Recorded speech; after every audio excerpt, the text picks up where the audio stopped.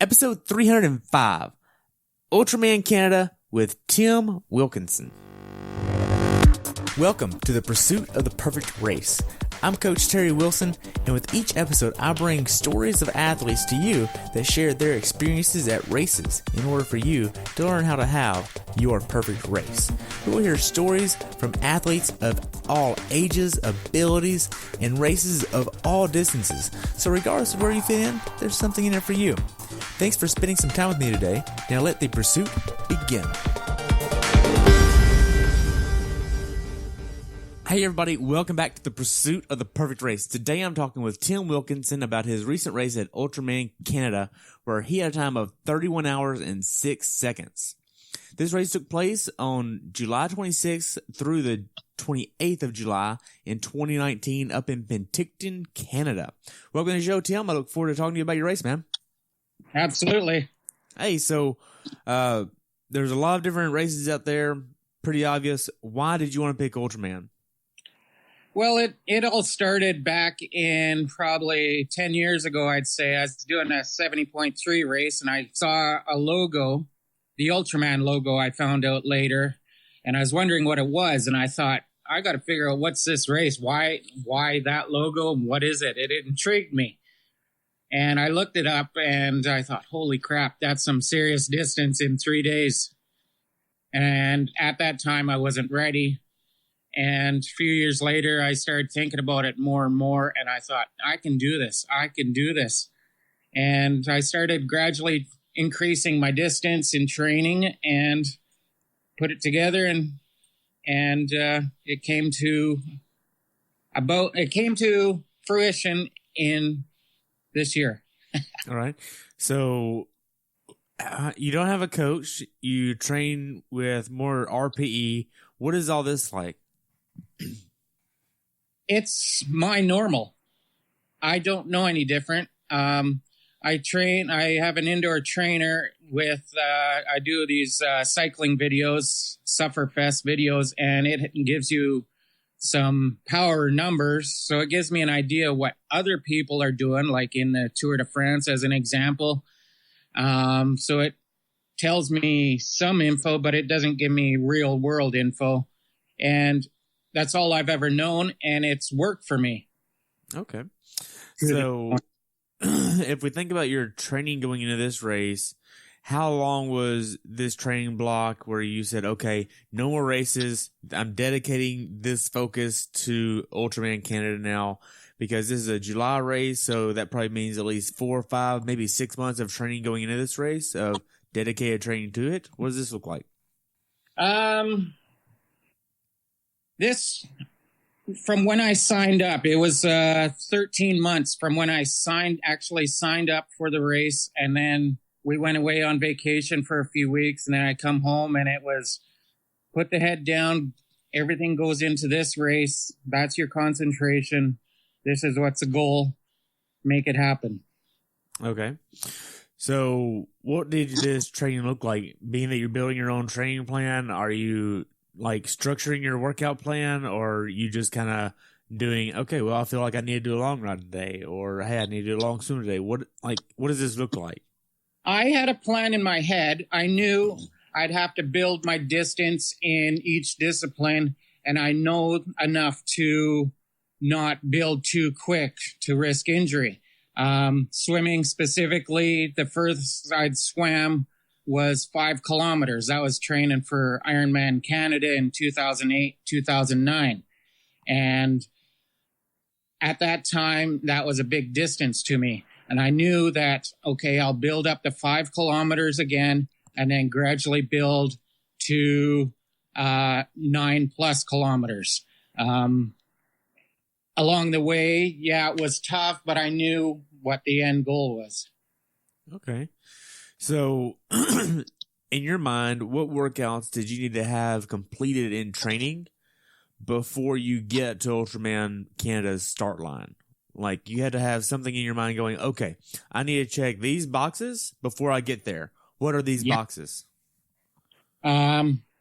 Distance. I had to swim.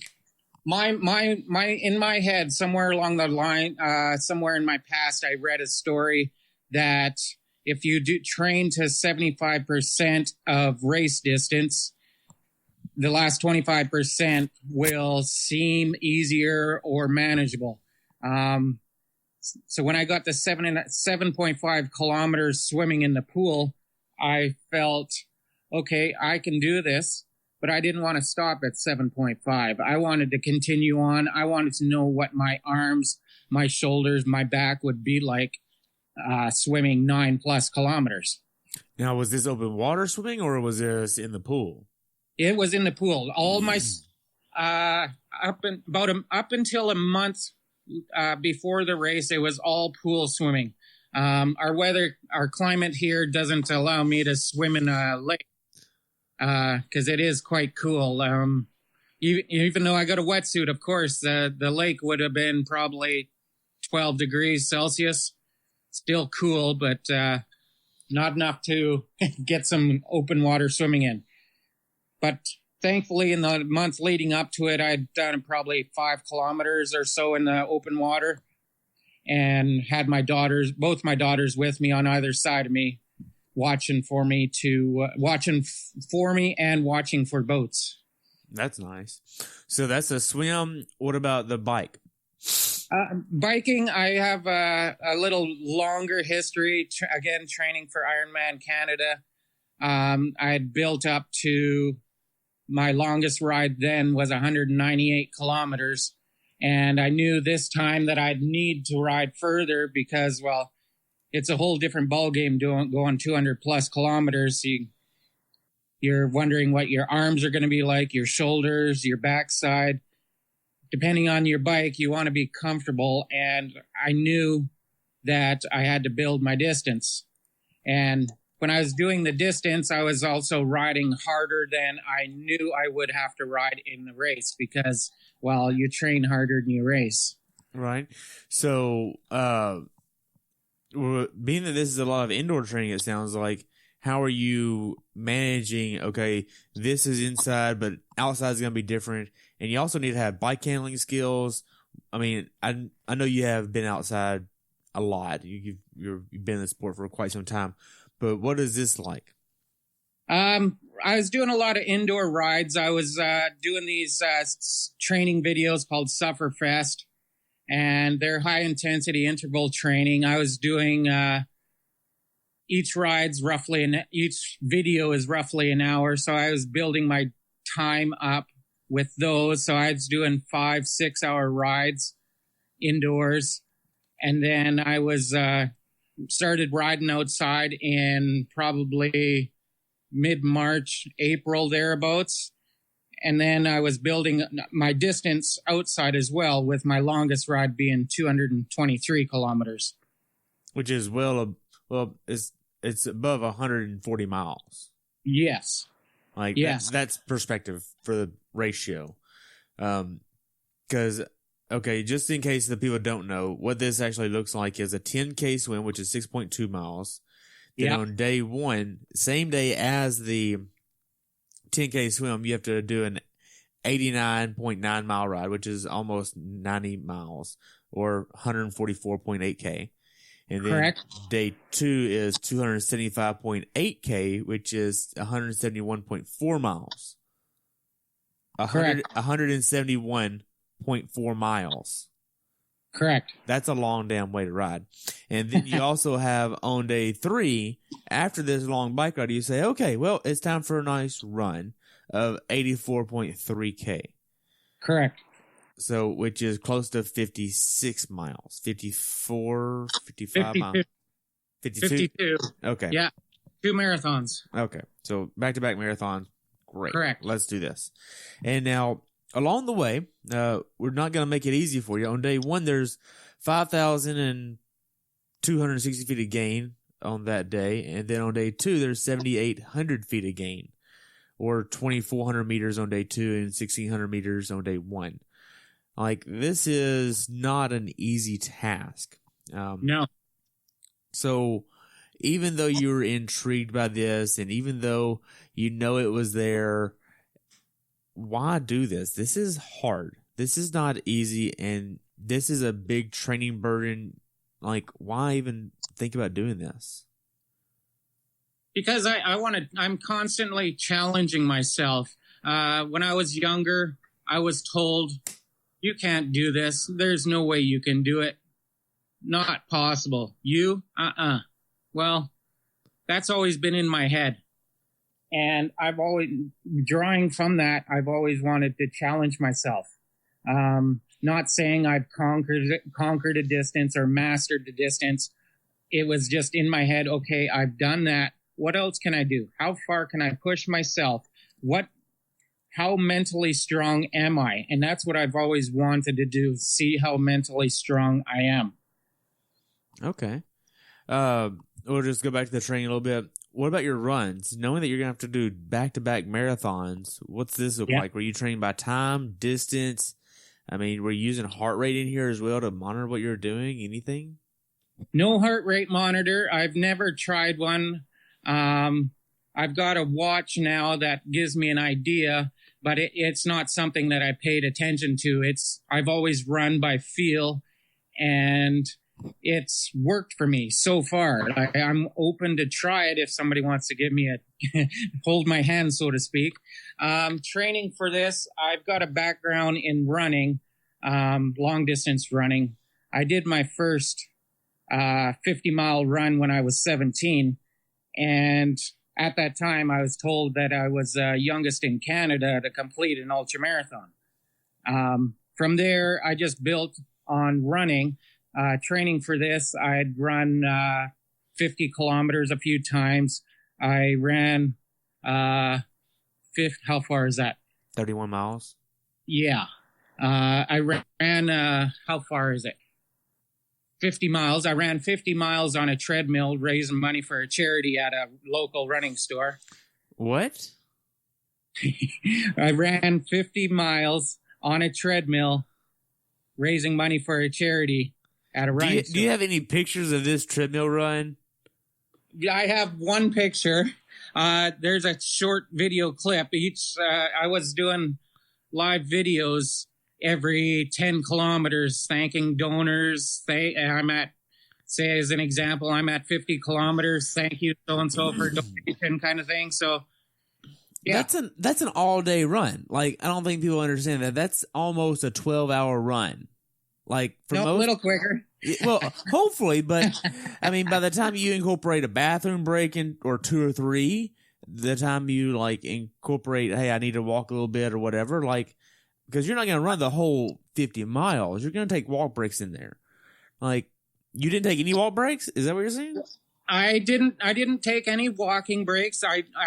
When I went to the bathroom, which was limited times because I wanted to keep going. Yeah, my bladder is ready to explode a few times, but I always paused my treadmill. So it was a legit 50-mile run. So you weren't going off of what your watch said. You were going off of what the treadmill said. Correct. I didn't have a watch at that time. Okay. Yeah. 50 miles on a treadmill. That's fucking hardcore. Straight up. Yeah. Well, it was, it's funny how it came about. I had done I'll get into this one after this, but I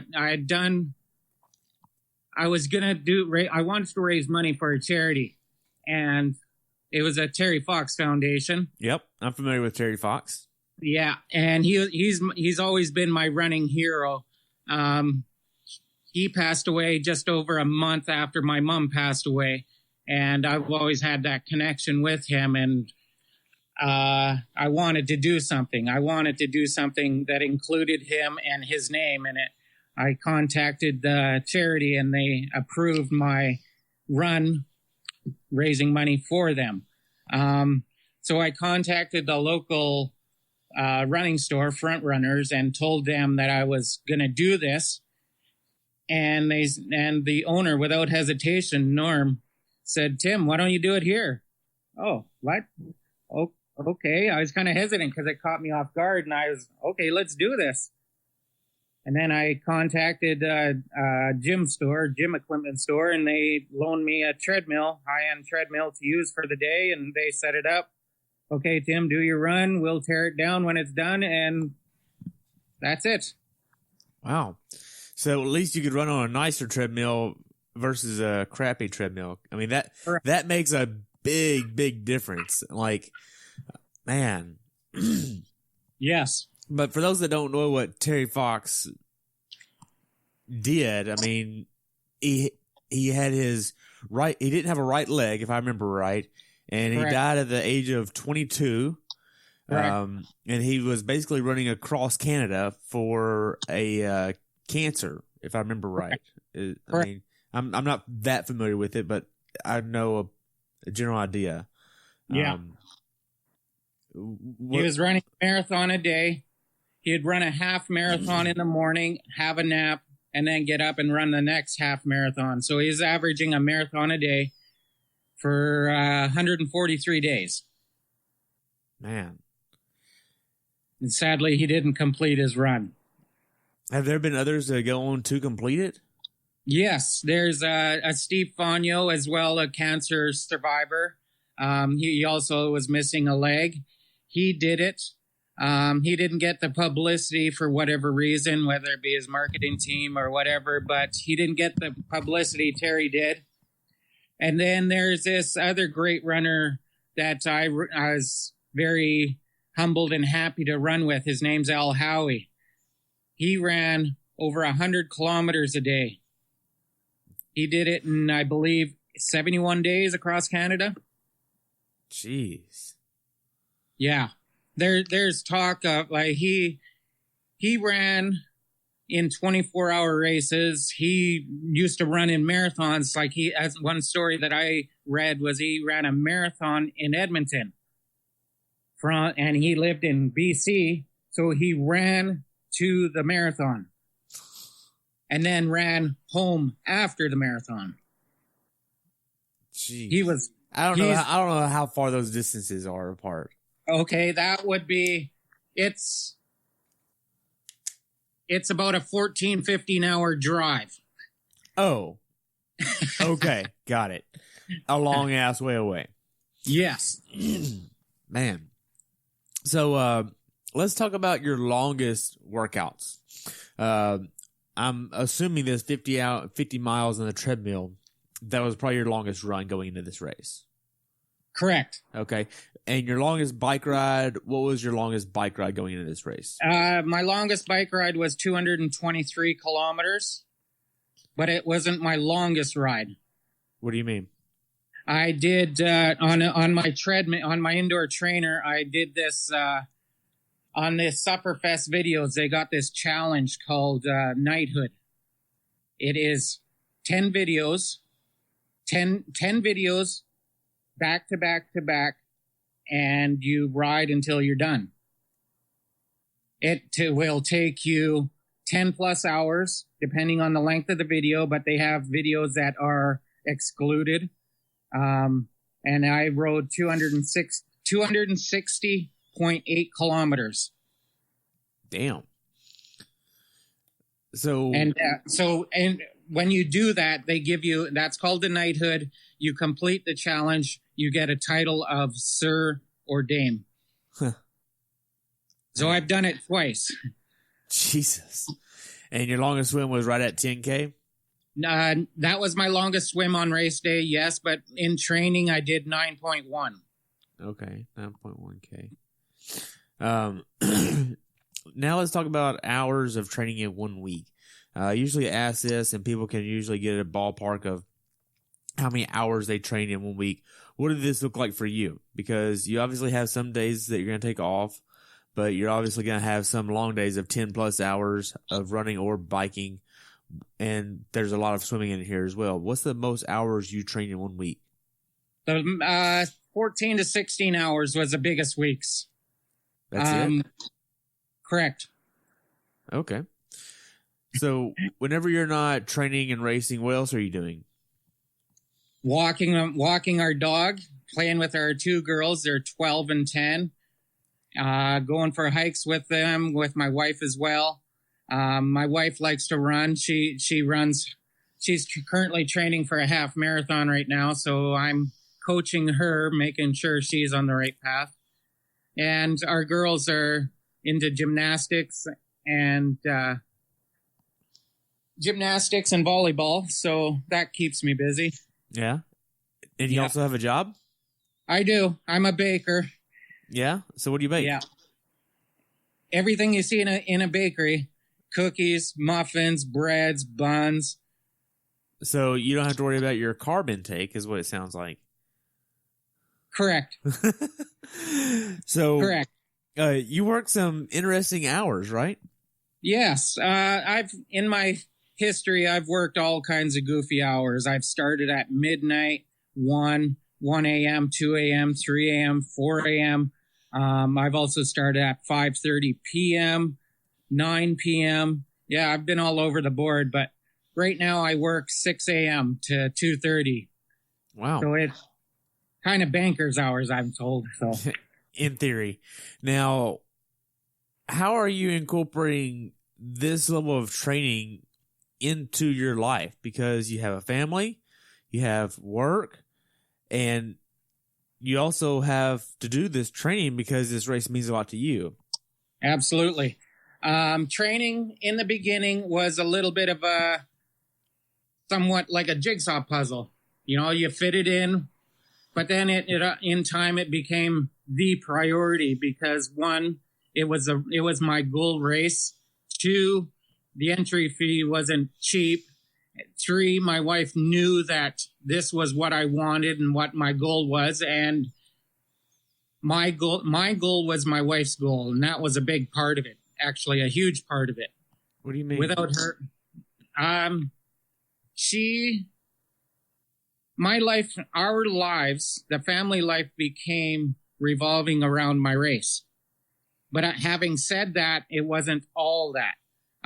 There were times where I cut short a workout so I could go watch my daughter play volleyball, or I'd delay a workout and do it in the evening so that I could go watch my other daughter in gymnastics.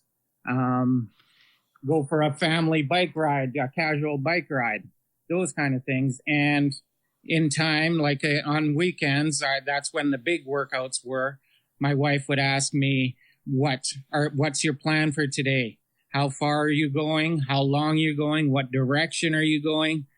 Do I need to bring you anything? Will you be all right? That kind of thing. And she, without missing a beat, she was always there, ready to lend a hand. Okay. Now, did you ever feel guilty about not spending so much time with your family? Because that's really there for a lot of people that do ultra distance events, or even just long endurance events. I mean, it's there because you're like, man, I'm being so selfish. Like, I shouldn't be this selfish. I should just be spending time with the family, not doing this. And then they feel guilty for working out and taking that time away from their family. Did you have this issue? It wasn't an issue. It was never discussed to the point of where I was going to shut it down and say, I don't want to do this. That was never a discussion. It was on my mind to say to my wife, is it all right if I go this distance, this long? How long? And then she would ask, how long is that going to take you? My parents are coming. Her parents were coming over. Will you be home in time? Yes, I felt guilty, but everybody in my circle understood me and my goals. So it was in my mind, but it quickly left my mind because everybody was on board and very supportive. Do you feel like the females that are in this ultra distance community that have a family might feel different than guys in this community? I don't know for sure. I can only speak for what I know. I've never thought of it. I've just thought of it as a racer. No, not female, not male, just racer. Like I just, up to this point until you brought it up, I just thought, you do what you got to do. And I'm glad you brought that up because now that I think about it, I would think it would be more difficult for a female racer because they want to do a lot more things around the house. Not say housework and such stuff, but they typically lead the household. Right. And I mean, I'm not trying to establish any specific gender roles here, but the gender roles in society do exist. And for women, the mom guilt is very much more present than dad guilt. Like, it's amplified for them, and it causes a barrier, it seems like, for a lot of people. Absolutely. I agree with you. I don't want to create a conflict, but I agree with that 100%, because typically a male will come home from a workout or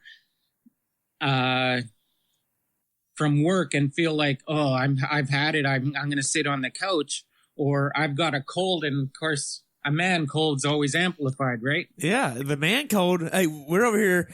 We got the hospital bed rolled out with 2 nurses around, and we're almost dying. And then you got the woman with pneumonia cleaning the house, got 2 kids going, what's wrong with you? Yes, I agree. What?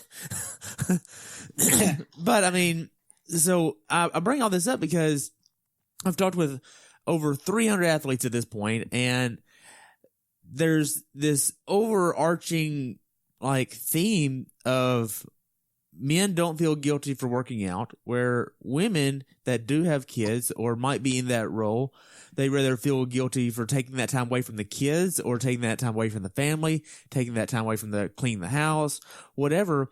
And it seems like it makes their home life harder because they're like, they have these established roles or expectations in their head, and it creates that burden of, oh my gosh, I shouldn't be doing this. I need to be doing this instead.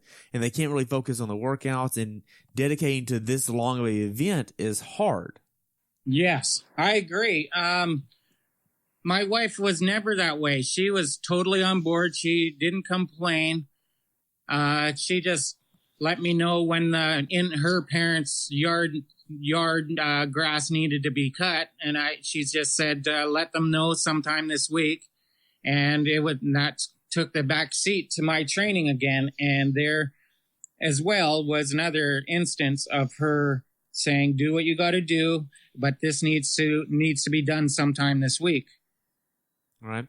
And that goes to point out another thing, with true support, like what your wife has given you, versus fake support, where you have somebody that says, hey, I support you, whatever you need, just let me know. And then on the backside of that, say, hey, I need you to do laundry while I'm working out. Why? Why am I doing laundry while you're working out? Just do that whenever you're there. Hey, can you go to the store and get me some food? Or, hey, here's a list of stuff I want you to get at the grocery store on the way home. Well, I'm not going to stop on the way home. Like, what? Like, you said you support me, but then on the backside, there's really no support. Yeah. Well, I agree that it has to. It's a give and take. Like I 100% agree that my wife, she did way more around the house, and I'm forever grateful of that. All I can offer up is a thank you. I appreciate what you do. Acknowledge that she did it, and she did it with a smile on her face, without hesitation. Things like things that I needed, whether it be something from the grocery store. We're low on this. We're low on that. Can you pick this up? On your way home, can you stop by the running store for me? Kind of thing. And she always did it. And little things like that add up to a lot, where I can focus on the workout that day and not have to remember it after work and make a trip out. Right. So let's shift back to this race here. How much was the registration for this race? $2,100 Canadian. Oh my gosh. Yes. That's just to say I'm going to do the race. Correct. That's not your lodging there. That's not your bikes. That's not your training, nutrition. That's just saying, hey, give me a bib number. Correct. Man. So whenever you start thinking about the logistics behind this race, walk me through what you want to do as far as a place to sleep and getting there. Well, it was, we stayed in Penticton. We got a hotel room for the week. That was $1,400. All said and done, I would say it was a $5,000 weekend. Okay. We're not a family with exorbitant means. I started a GoFundMe page right from when I started, when I registered for this race because of that. And I had a lot of generous friends that contributed to my goal. And because of them, I was able to do this race. Wow. So moving on through the logistics of this race, when did you actually want to head up to Penticton versus where you live at? We left home on Thursday morning. We got there Thursday afternoon. We got our hotel room, got settled, and then the next day, Friday, was a race breakfast / meeting, and they broke down what's happening on the first day, second day, last day, and then the following day after the race was a awards dinner. Okay. Now, whenever you got there that Friday, when did it actually feel real for you? Because at some point along the way, you go from training and thinking, okay, yeah, I'm doing this. But then once you actually get there, it shifts and you're like, oh crap, this is real. Yeah. Oh yeah. I had that oh crap moment. Yeah. What was that leading like? up, it was pretty surreal because all along, each workout, each swim, each bike, each run, this race was on my mind. How was I going to deal with something? How was I going to react to this?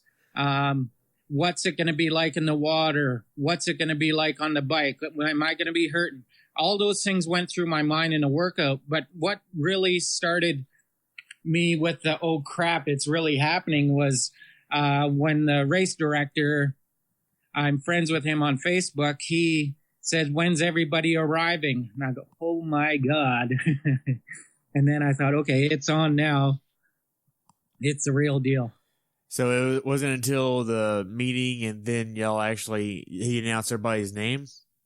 Yeah. At the meeting, it was, you get introduced. Steve King was the race announcer. He introduced everybody, where they're from, a brief history of their race history, where they're from, their country, and went from there because the director of the race introduced himself, and I thought, oh my God, I'm here. I'm an emotional guy, and my tears were coming down. I wasn't trying to hide them. And I go, okay, it wasn't panic tears or nervous tears. It was, I'm here. This is happening.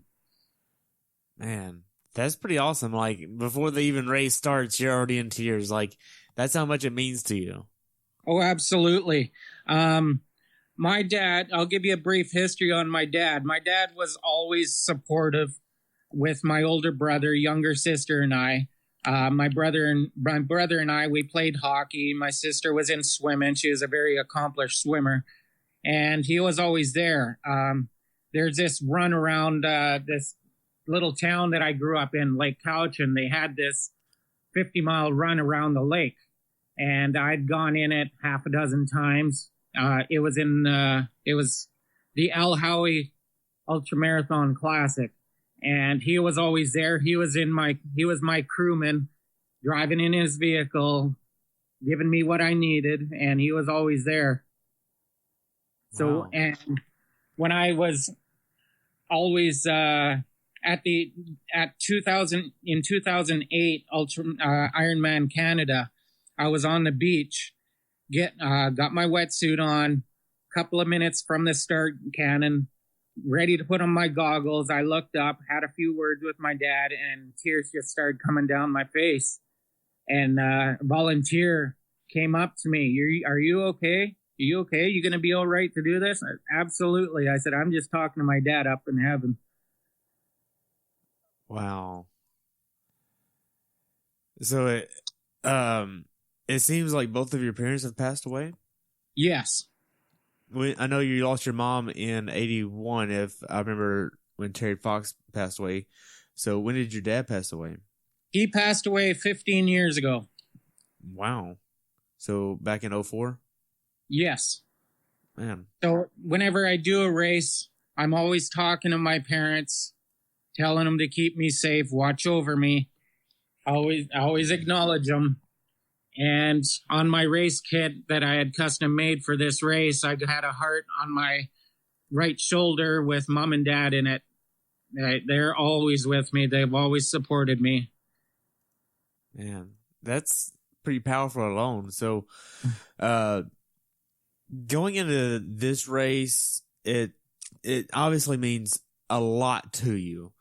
Yes. If you think about the reception dinner, athlete check-in, what was all this like from your perspective? It was pretty incredible. I felt I've never been in this position before where they introduce each racer individually. I felt pretty special. I liked it. I don't seek out the limelight. If somebody wants to say, yeah, Tim over there, he did this race, and I'll say, yeah, I did the race. And if they want me to elaborate, I'll talk about it, but it's not something I look and seek out to do. Typically, I'm a humble person, and that's due to my upbringing. My dad always told me, be proud of your achievements, but be humble when you talk about them. Right. Man. So, did you buy much swag from the athlete village here? Nope. They gave out hats, t-shirts for the crew, water bottles. And I got this thing, superstition, that whatever they give you prior to the race, do not put it on until you've earned it. By earning it, you don't put it on until you've crossed the finish line. Right. But I did buy a jersey, an Ultraman Canada jersey, cycling jersey that I put on once, and it's not going on again because it's going to be hung up. Why? Why wouldn't you wear it? I want to keep it forever. I earned it. I don't want to go out for a ride and have bugs crash on it. I don't want to sweat on it. I want to look at it. 10 years from now, I want to be able to say I earned that, and I want to have flooded, and all these memories flood into my head and say, yeah, that's you. Wow. So, the day before the race, if I remember, if this race is anything like Ultraman Florida, Ultraman Australia, this is a smaller venue, and there's not really like a big transition. There's just small hometown family feel. What was the day before the race like as far as nutrition for you? Did you want to get a certain breakfast, lunch, and dinner in? Yes, I don't change up my routine. A week leading up to a race, my routine will not change. I will not eat anything different because I don't want it to mess with my stomach. I have chicken. I have pasta, not spicy pasta. Chicken, not very, pretty plain. I'll eat oatmeal with chia seeds in the morning. I'll have coconut water, sip on a Powerade or a Gatorade. Okay. So nothing really specific then? No. Okay. If you think about your nerves the day before the race, after you left the athlete conference, basically, what was this like for you? It was very surreal to me. It's like I've never It's something I've never felt before. The whole time, right from when, even leading up to the last bit of training for this race, driving to Penticton, getting to Penticton at the breakfast, I was calm the whole time. I wasn't nervous. I didn't have any doubt. I didn't have any apprehension, hesitation. It just, okay, I'm ready to do this. I felt confident. I didn't, not to the point of arrogance that I'm going to own this race. I just felt confident that I put in the time. I've put in the workouts. I've got this. I'm going to do this. You're not stopping me. Right. So the day before the race, you obviously had to prepare for this monumental task at hand. What was this like for you as far as what you're laying out, how you're laying things out? Do you have a checklist that you're going through, making sure you have X, Y, Z? What's all this look like logistically? I've got everything written out. I've got a list of all my requirements, broken down as swim, bike, run lists, lists that I need for travel, like a kettle. I've learned that. I went to a race and I had to eat cold oatmeal. That wasn't fun. So from then on, I brought a kettle, but I do have a list of everything. People can help me, but I go behind them and I double check, triple check my own list.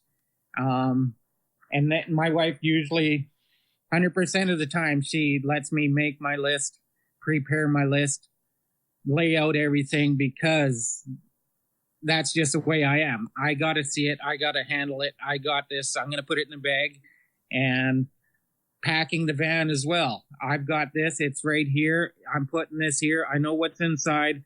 This has to be on top. It's got breakable such things. So, right. So, whenever you lay out what you needed for the swim, what did you want to take for the swim? Goggles, wetsuit, swim trunks that I wore underneath. I didn't wear a kit underneath because being such a long swim, you're gonna go to the bathroom at some point. So you don't want to do it in your kit and then be in it all day long. So I wore these swim trunks underneath, and that was that. They gave us a swim cap, and that was that. Okay. So you also have to bike on day one. How did you foresee this changing as far as, did you have a tent to change in? Because if I remember right, there's really not much there for you to change in. There's not like a big tent where you can go in and change. Correct. There was a change tent set up, a portable change tent. There was one lounge chair in there. You come up on the beach, you can go inside. One of your crew members can come in. When I was in there, there was a guy just ahead of me finishing up changing. You go in there, you strip right down to your birthday suit, put on your kit, get your stuff together. Out of the tent you go, run across a little bit of sand, run across a little grass field, and your bike is ready there leaning up against a tree. It's not like a traditional race transition where your bike is racked, a lot of commotion, a lot of racers going on. When I got out of the water and changed, it was just, other than me seeing the other guy ahead of me for about 10 seconds, off he went. I come out, my bike is there, my family and friends that came to watch, they were cheering me, and I was off on the road, and off I went. Okay. Well, we'll get to all that for sure. Just thinking of how you were laying things out and what you wanted basically right now. So the day before the race, what time did you want to wake up, and then what time were you aiming to, what time were you going to bed, and what time were you waking up? I went to bed. Typically, I'll get about 2 or 3 hours of laying around, staring blankly at a TV, reading my phone. I do that. I like to acknowledge people that follow me with words of support. I like to acknowledge that they said something. I'll relax, watch TV. I'll sip on a Gatorade, drink water, and I usually get between 5 and 6 hours of sleep before a race. No matter the race, that's enough for me. Okay. So you got up on race day. What was your morning ritual like before you headed over to the swim start?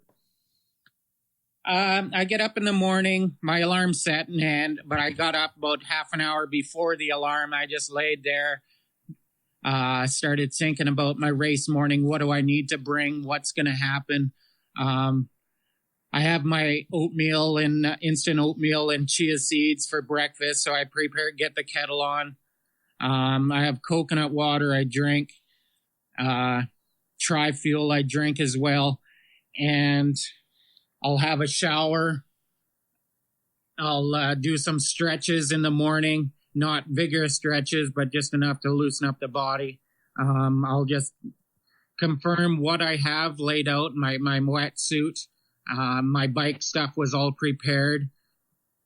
And then it was, this time it was about a 15-minute drive to the swim start. Okay. So you get over to the swim start area. Do they have to have a canoe there for you as well? If I remember right, that's usually the protocol for Ultraman?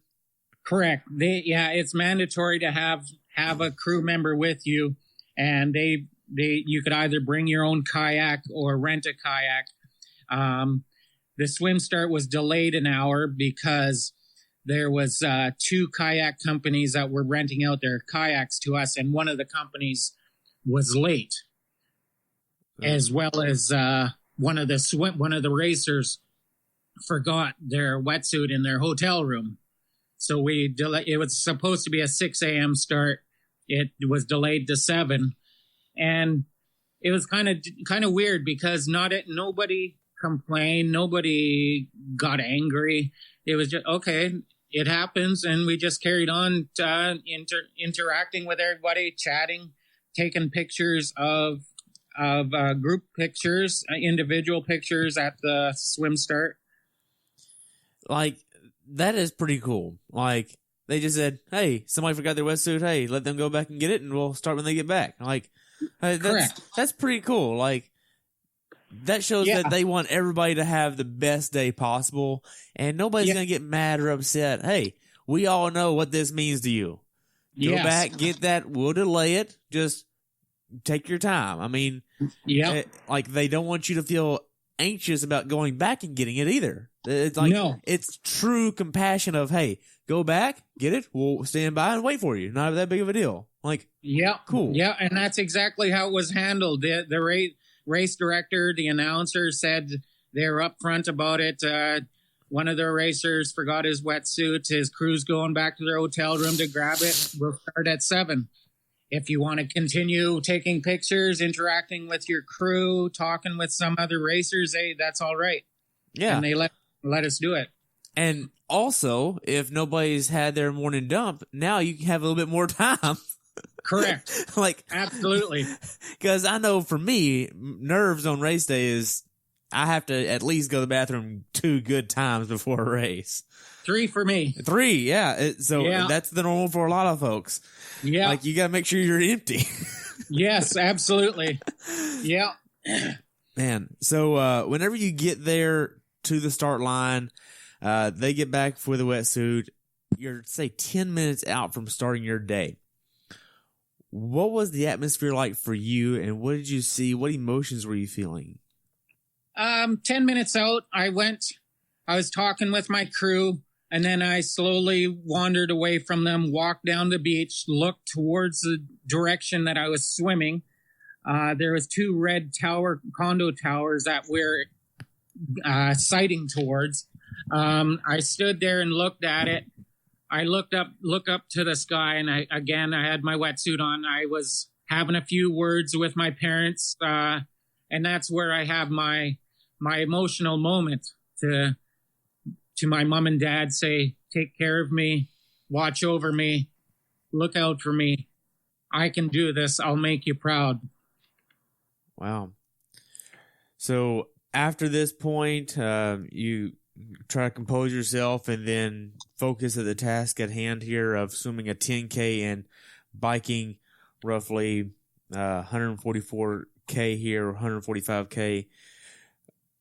You get back in this mindset of, okay, I have a lot to do today, but you don't want to get too far ahead of yourself either. So you're in your wetsuit, getting ready to go. What was the start of this race like?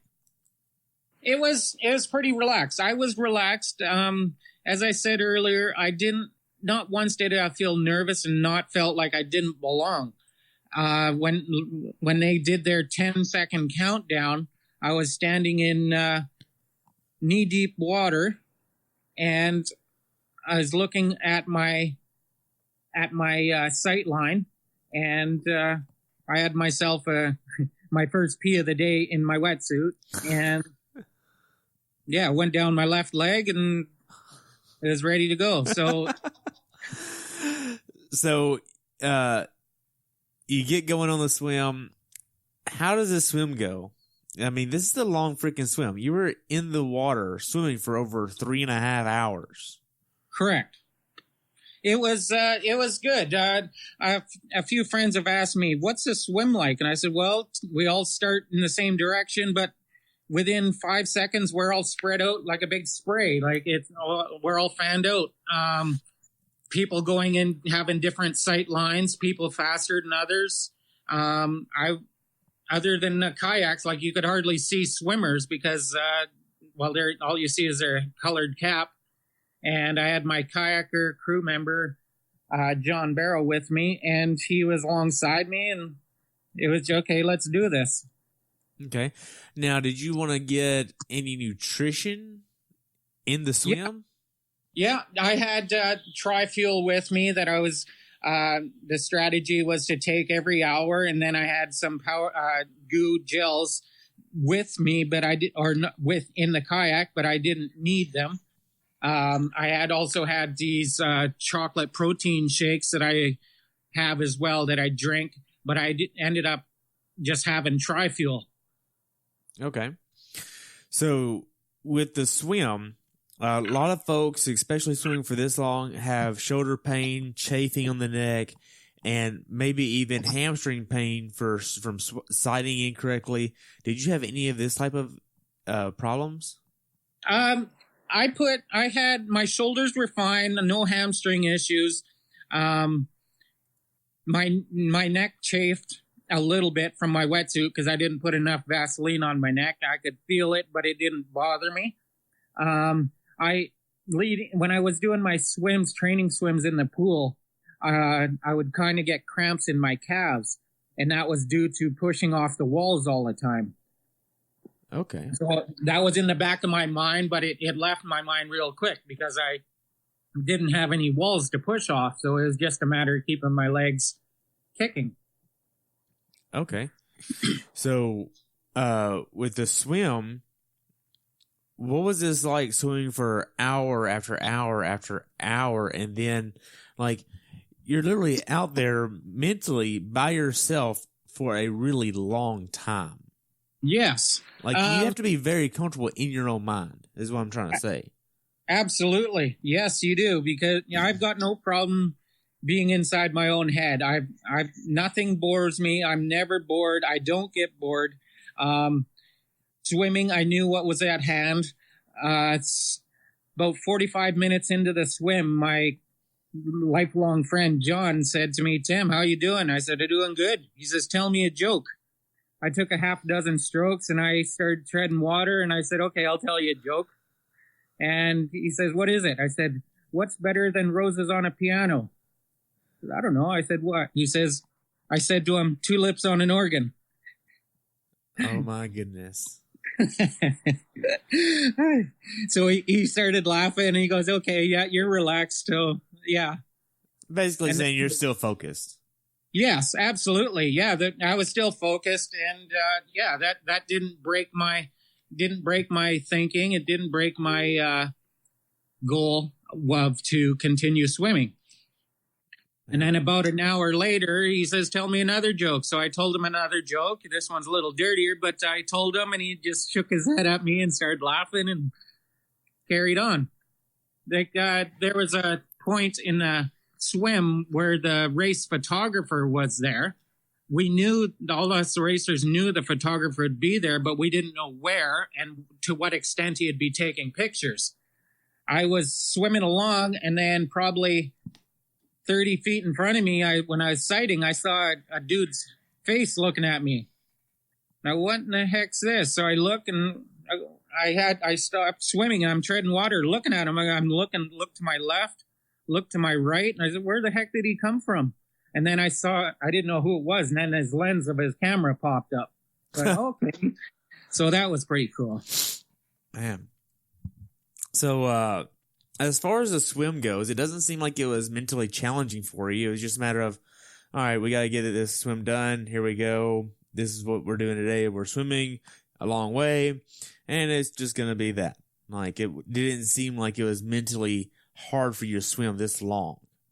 No, it initially, when I'm standing on shore, I got a picture of it. I got a picture of me pointing to the two red condo towers in the distance.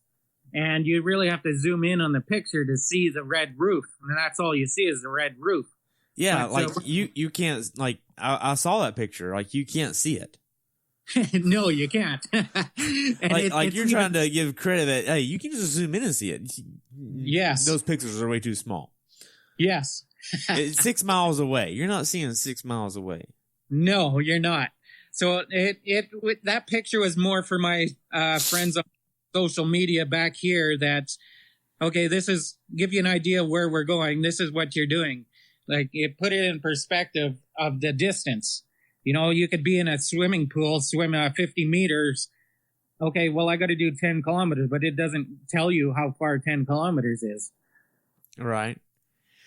Man. And then it's even, then you see even less of the building when you're in the water when your head's eye level to the water. That's why you need somebody sighting for you, for sure. Yes. Man. So, you get, say, almost done with the swim. Say you got about 20 minutes left. What are you feeling? What are you experiencing here? What does this look like? As you can see where you're going, you can see off in the distance. It's really close now, but it's still just medium distance away. I mean, I'd say probably less than 1,000 away. What is this like? Because now you are probably thinking, okay, I'm about to get on the bike for a few hours. This is getting real now. I'm almost done with the swim. It was during the swim, I started looking. There's different water conditions. We had glass water, a little choppiness. There was no white caps, but there's a little bit of waves. There are boats passing across our swim path. So we swam there, and then as I approached the last of the swim, I'd see more of what I needed to see. The red condo towers were way taller. To the left of it was a big red roof, and then to the left of that roof was a blue and green change tent. One for females, one for males, and that's what. As we swam along, my crewman John was telling me, "Okay, you see the green and red roof, the change tents. Yeah, that's what you're aiming for. Go swim towards those." And at that point, I was still relaxed. I didn't feel tired. My arms were fine. And no cramping issues. Everything went well. My goal time, I had a goal time of 3.5 to 4 hours to do the swim. I would have been ecstatic if I was in the 3:30 range, but I was at 3:40, so I was very happy. Okay. So, whenever you start getting ready to get out of the swim, what's this like whenever you actually start standing up, getting out of the swim? And I'm sure you do that look back of like, holy shit, I just swam 10K. And then you're like, okay, time to move forward and get on the bike. What's this like?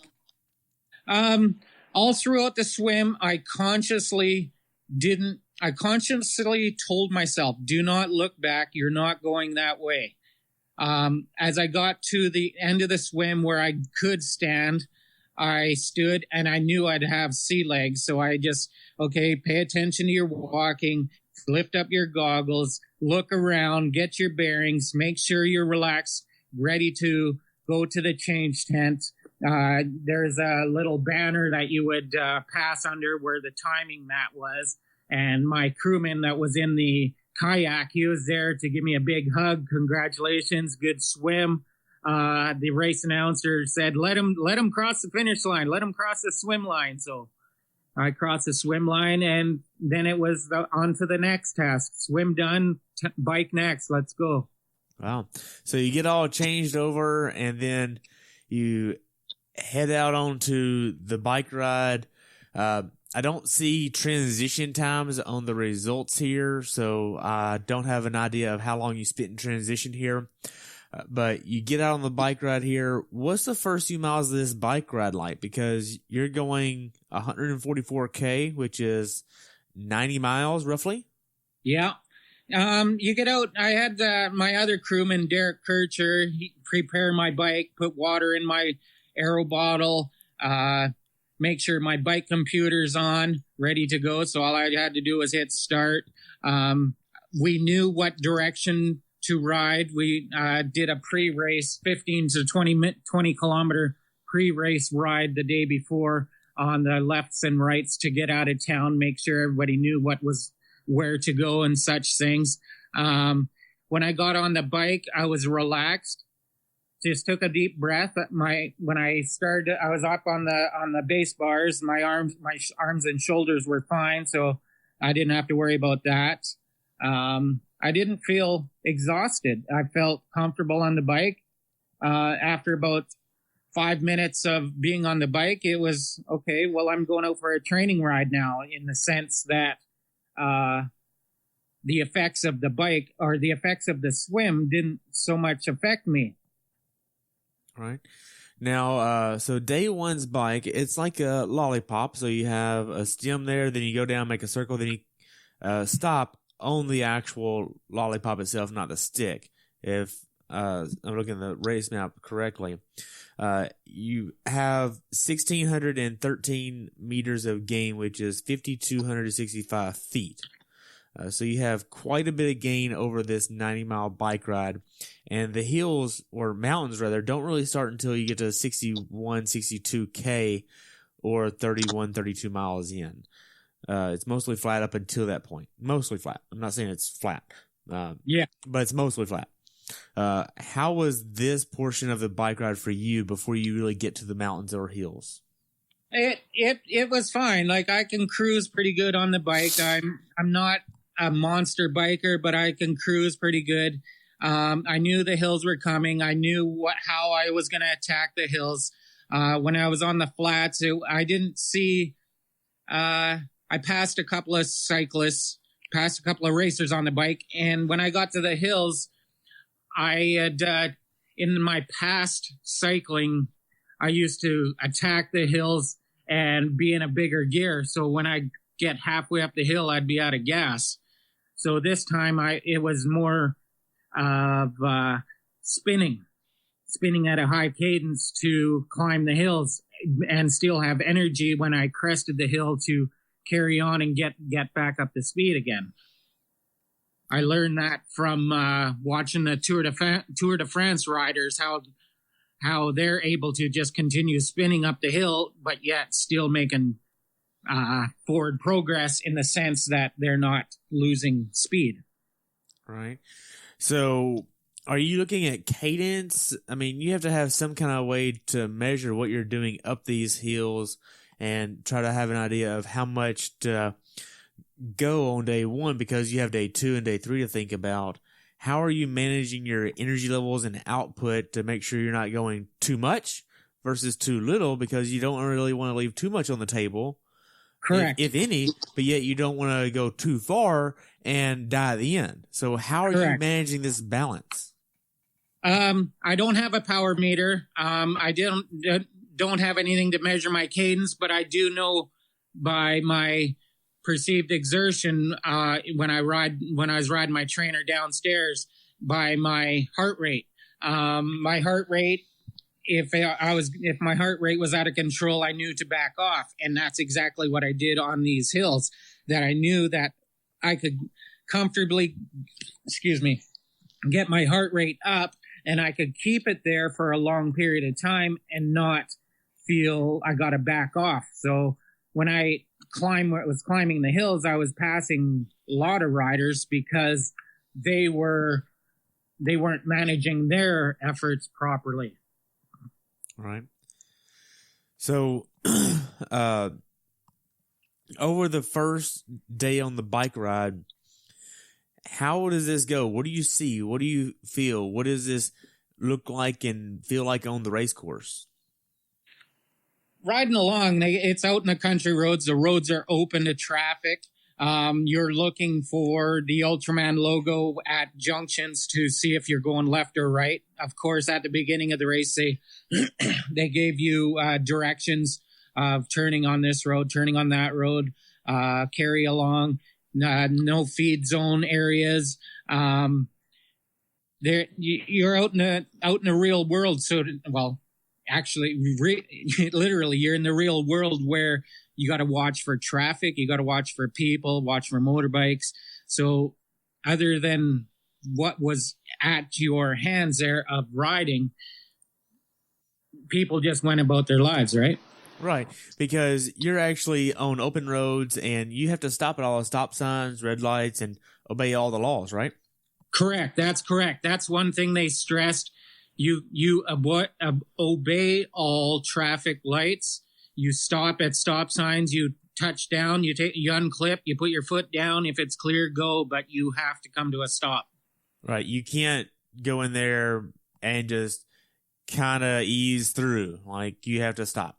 If this is anything like Florida, you have to do this because they actually have volunteers that are watching for this. Yes, there were volunteers.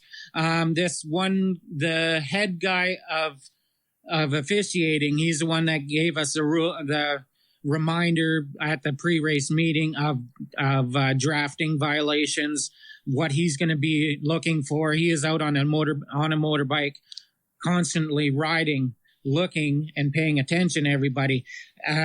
This one instance, I was approaching an intersection, but I didn't know where to go. And I slowed down, I got up on my base bars, I sat up and looked around, and then I heard a voice, straight through, carry on, straight through. And I looked up to my right, and that was him. Otherwise he would have been invisible to me, and that's when he told me that I had a green light, of course, and to go straight, not turn either direction. Okay. And then later on, when on our way back, I saw him standing in the center island directing traffic, telling riders where to go. So I'm sure other people had the same issue. Okay. So as far as the course here, once you actually get to the hills, how bad are the hills here?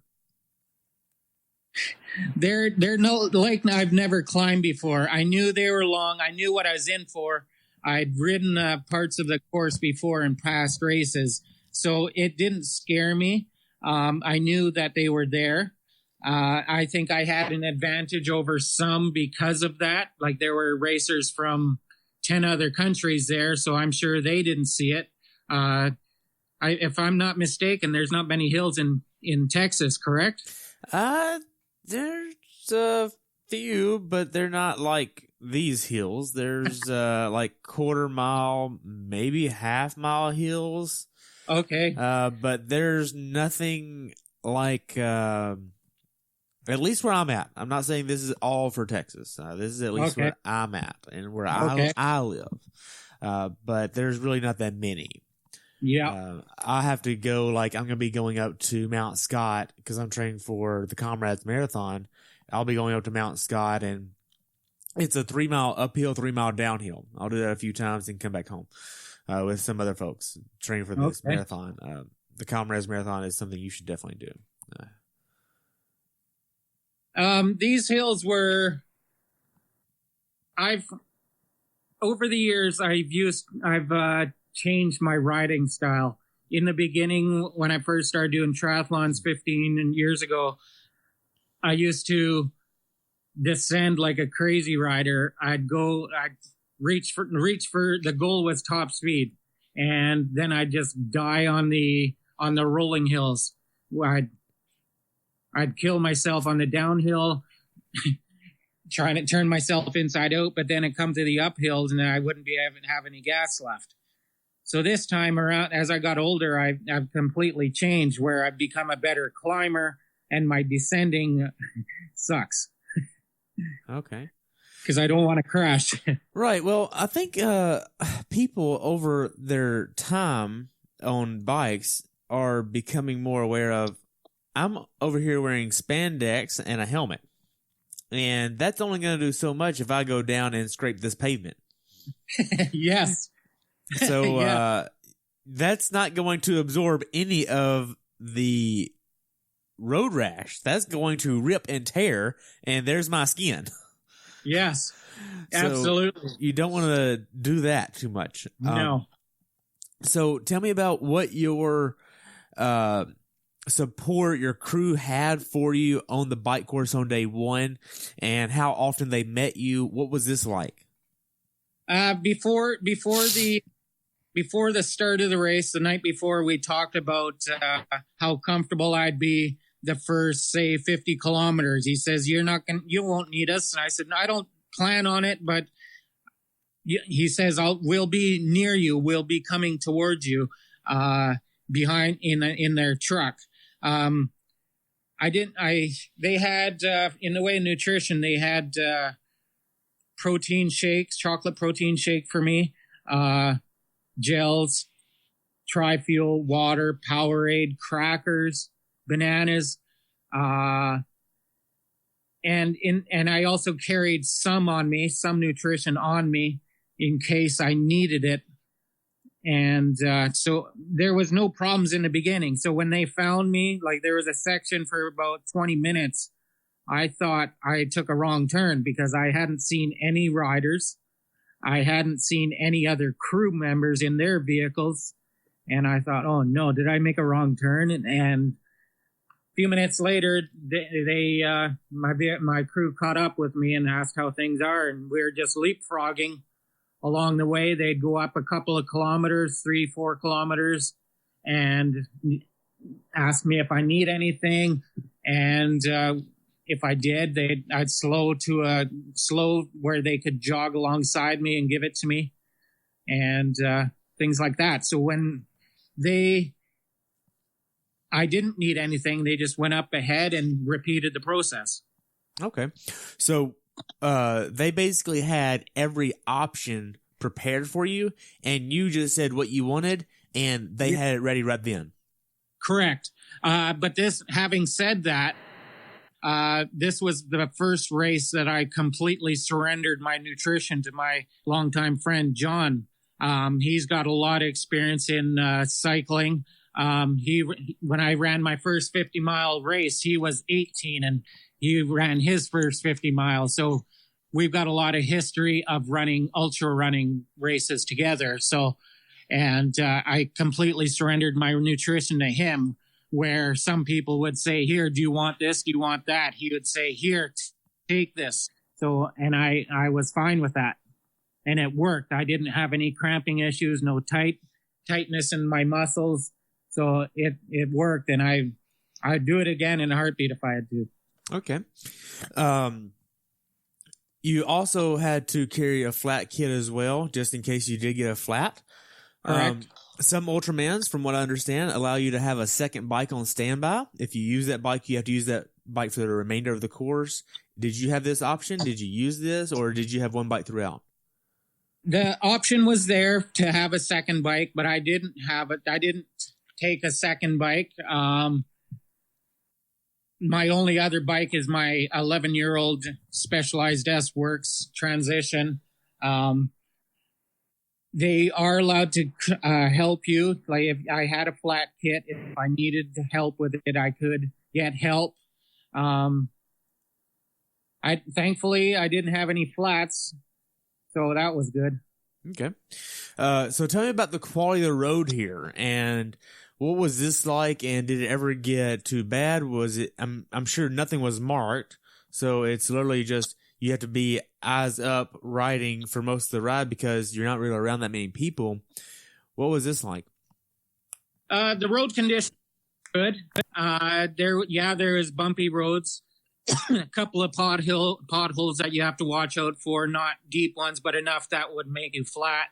But there road debris like gravel, garbage on the road, absolutely none. I was amazed how clear the roads are there, being that there's how much traffic is there. It was way better than what I have here. Yes, there was sections with gravel and pebbles on the road, but nothing that you couldn't avoid. The wind, the first day, the wind was fine. It was hardly there. The second day was a second story. Okay. So as far as day one, did you have any cramping, GI issues, or distress on your body, or in excess of fatigue, shoulder pain, anything like this? No shoulder pain, no fatigue. Inside the last 5 kilometers, probably about 3.5 kilometers, my crew went up to the end of the stage finish line, and I was getting low on water, and my legs are starting to tighten up. So I stood up on the pedals, tried shaking them out, and then they decided they wanted to lock up. And I thought, okay, not happening. Felt it coming, so I sat down and started freewheeling to keep them loose and moving. And other than that, no problem. So it was a matter of just getting to the finish without the minor cramping that did happen. Okay. So before we get to the finish of day one here, who all is on your crew? You have how many people on your crew? What's this look like? My crew was John Barrow. He was the head crew guy. He was the one running the show. And Derek Kircher. Both I've known. Derek I knew since grade 3. Played hockey with him, went to school with him. And John Barrow, I've went to school with him since grade 4. He was he was on my baseball team, Little League baseball team. We did lots of running races together. Did high school stuff, i.e. drinking, that kind of thing, right? So you only have 2 people in your crew? Yeah. Okay. So you get done with day one, you finish here. This isn't like a big, massive finish line, more than likely. This is, hey, we have a little arch here, maybe, and here's the line on the road. You cross it, you're done with day one. We'll record your time. That's pretty much what I understand this to be, right? Correct.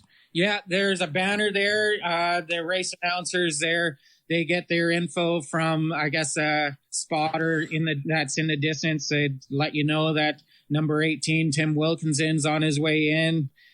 And that was it. Other than family and other crew that might be already there, it wasn't a big banner of millions of people there to watch you come in. It was just, okay, day's done, let's go. All right. So you get done with day one, you have day two to think about. How are you not letting your legs that are locking up impact your thoughts going into day two? Because you could easily think, oh my God, this is really going to freaking suck tomorrow, because now then what am I going to do? Thankfully, after I finished the stage, other than the few seconds of cramping on the bike, when I finished, started walking around, everything was fine. Sleeping, resting in the evening, my legs were fine. Sleeping, no issues. Woke up in the morning, felt like it was just a training day, in the sense that I wasn't tired or fatigued. I was ready. Okay, let's go do some more. So, okay. So, as far as what you started to do right after you finished, what did you do between the time that you finished day one and the time you go to sleep? I went back to our hotel room, got out of my cycling kit, just relaxed, had a shower, went and got something to eat. My crew was amazing. I didn't have to wash my kit. He said, John says, I got this. Go lay on the bed. Go relax. And then he did that, hung up my kit. And then we started preparing. What do you need for the next day? We got your cycling stuff here. What else do you need? And we just went through that. Then it was just a matter of relaxing. And then it was again, just like a night before a race where I'd relax for a couple hours, watch TV, read my phone, go to sleep, get about 5 or 6 hours sleep, and ready to go again the next day. I woke up not feeling sore, just more, okay, we got more to go, let's go. Okay. So as far as nutrition, after day one is complete, what are you eating? Because usually eating is the most important thing to do at the end of day one, right? Yeah. I went out we had chicken for dinner. Had chicken, had potatoes. I filled my belly, but not to the feeling of overstuffed. Drank juice. Had some chocolate bars. I like to eat chocolate bars after pre-race, during race, pre-race, and after each day, and not so much during the race because, well, they just melt in my hand. So I had like 4 chocolate bars because it gives you energy and it's without filling you up. Okay. So did you sleep good this night going into day 2? No. Well, at least you're honest. No, sleep. I wasn't tired. I didn't feel exhausted. It wasn't because I was having any sleep issues. It's just, I didn't feel as though I needed that much sleep. So I think I got about 5 hours at that night. Okay. So you get up on day 2, you're, about 15 minutes away from where the start line is here, right? Correct. Okay.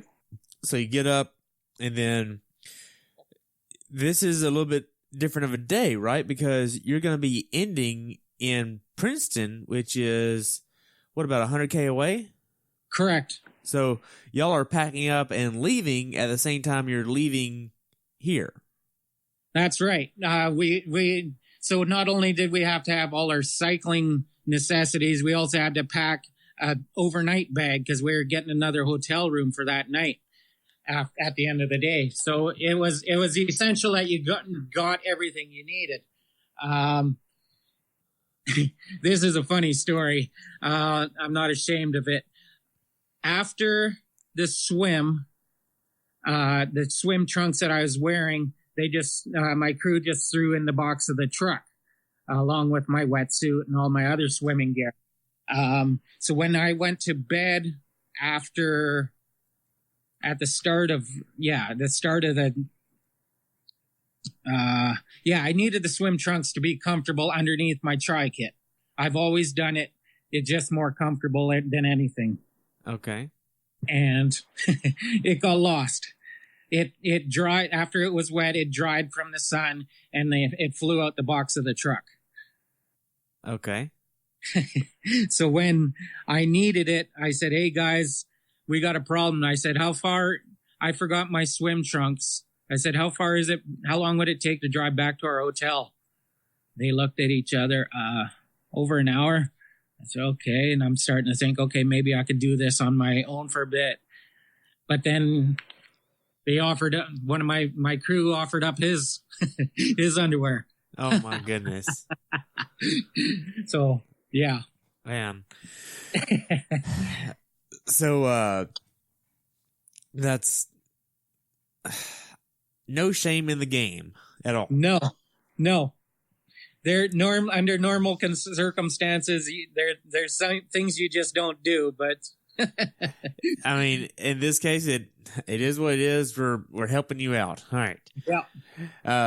So start of day 2, what's the atmosphere like for this bike ride? Because everybody's doing the same bike ride of 276K roughly, which is going to take a lot of people a long time to do.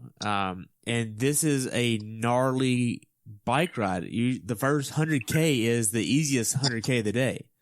Correct. After the 100K mark, it gets very gnarly. You have a mountain you go up for 40K. You have a little bit of a descent there. And then from about 150K all the way to 250K, which is about a 60-mile uphill constantly. Yes. And then you have a little bit of a break, but I mean, that descent isn't like a massive descent for the last 20K of the day or 30K of the day. What was your mindset going into this? My mindset in the beginning was, okay, what you mentioned, the first 100K would be the easiest. I was going to go into it and give it a good effort. I was sitting third wheel. The guy in lead was a pro triathlete, Jordan Bryden, and he went off like a rocket. And I said, well, he's gone. There's no catching him. And then I sat on Kat Zeiler's wheel for the 100K, and where I was at a comfortable pace. It wasn't hard. Like, yes, I could have rode harder, but I had it in my mind to be patient or become one. And that just repeated itself in my mind over and over and over because I knew what was coming. There was the first big hill. They called it the wall. There's a hill. One of the bigger hills around here is 6-7% grade. And this one I was told was around 22%. Wow. And yeah. So my crew, they went up the hill and they're going to be walking up this hill. I know it.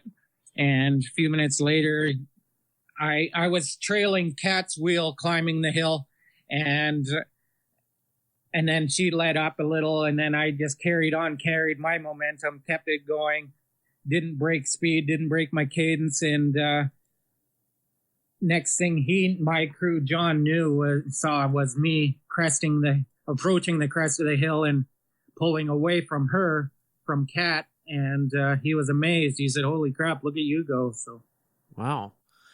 So you have to mentally have some kind of mantra or have a deeply rooted reason of why you want to do this event. Like you can't just go out here and say, I'm just going to do this for the fun of it. I'm just going to do this because I want to see if I can do it. You have to actually have something deeper of why you want to do this event, because there's going to be tough times during this race where you're like, okay, I'm done. I can pull out and I'm good. But you don't do that. You have that deeper reason. What is that? My self-satisfaction. I love challenges. I love pushing myself. I want to know where my limit is and push past it. Everybody has their why. Mine was to do it and push and push and push. I want to be able to say at the end of the race, I absolutely turned myself inside out. I emptied my tank. I got nothing left to give. I believed this race was going to do it for me. I believed going into this race that I know I can do this challenge. I will come out the other end of this and cross the finish line. And I wanted to prove it to myself. That was the main thing. I'm not after trophies. I'm not after prize money. I'm not after bragging rights. That's never been my motivation. It's always been, what did I do? What did I accomplish? Right. So whenever you get to the 100K mark and onward, you have any cramps, GI issues? Are you using the restroom enough? And what's this look like? No cramping, no GI issues. My nutrition was on point. There's nothing I would have changed. My legs were fine, no cramping. Surprisingly, climbing this wall, I thought, holy crap, I just did that. And I really wanted to look back to get an idea what this hill looked like going, if I had to look backwards. But I, again, consciously said, you're not going that way. Don't look back. Crested the hill. Everything was fine. Up to that point, I think I went to the bathroom once. I stopped for a pee once. So it was good. Everything was going well to that point. And I stress to that point. What happened after that point? After we crested that wall, there's probably about 2 to 3 kilometer downward section where you could freewheel, and we come to a junction in the road, and there was a sign that tells you a street sign that says left to Twin Lakes or right to another road. And to we like were Marin Valley, I think it is. Yeah. And there was the Ultraman logo that told you to go left, and that's what you're looking for. Well, at that sign, there was a white Ultima parked there covering the sign. And I went right. Oh, no. Yeah. Yeah. But it wasn't a no for me at that point yet. I thought I was just doing fantastic because I was sitting second wheel. And I thought, okay, I'm carrying on. I'm doing well. I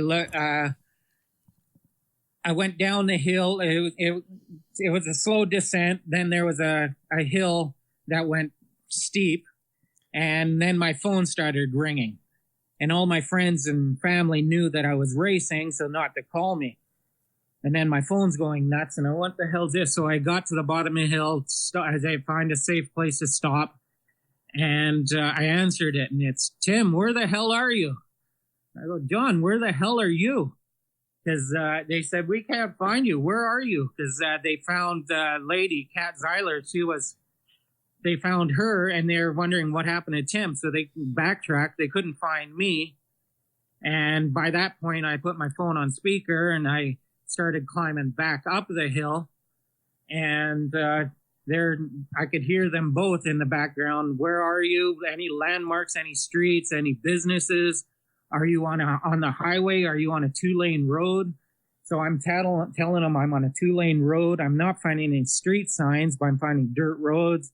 And then I passed a bed and breakfast. They're looking for it on Google Maps. They're not finding it. I told them, here's a pet cemetery. And no, they can't find it. And then I said, St. Andrews Golf Course. And they're looking for it. No, that's not the golf course you want. And I said, okay. So I carried on back towards them. And 15 kilometers later, I was back on track. And they found me. And I later found out that I rode an extra 15 kilometers and 53 minutes. And they drove 50 kilometers, 50 kilometers, Gosh. looking for me. Man. So, I mean, if we put that in perspective of after the race, I mean, you could have been in 5th place overall versus 7th place. Correct. Just by that Correct. one mistake right there. Not counting anything else, just that one. Correct. And Yeah. if I know the rules right, even if they would have found you, they are not allowed to pick you up and put you back on course. You have to get back to the course yourself. Is that right? That's right. That's absolutely right. Yeah, I knew the rules. So when they found me, I stopped and had a protein shake, and they said, we're so sorry. I said, hey, I looked them in the face, and I got face to face with them, and I said, nobody's sorry. Accidents happen. Let's carry on. We got some business to take care of. And it was left at that. We didn't waste any time and energy on whose fault it was, what happened, where did you go wrong. It was just, okay, let's get this day done. We'll talk about it after. Right. Now, at this point, you know that there is a 12-hour cutoff point for day 2. Yeah.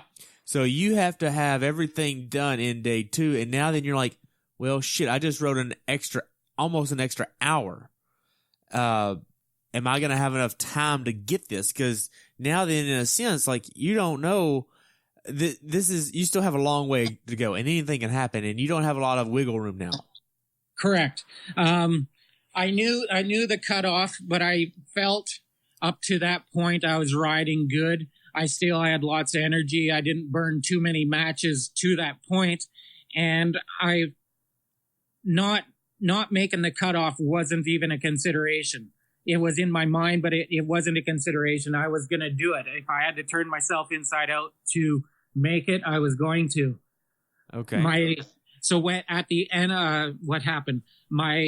John phoned my wife because she wasn't there. She was back in Penticton with our family, and he told her that that I had made a wrong turn, that I added 15 kilometers, that I rode an extra 53 minutes, and my youngest daughter, she got all upset. She's 10 years old, and she got upset. Dad, he's not gonna make it. He's not gonna make the cutoff.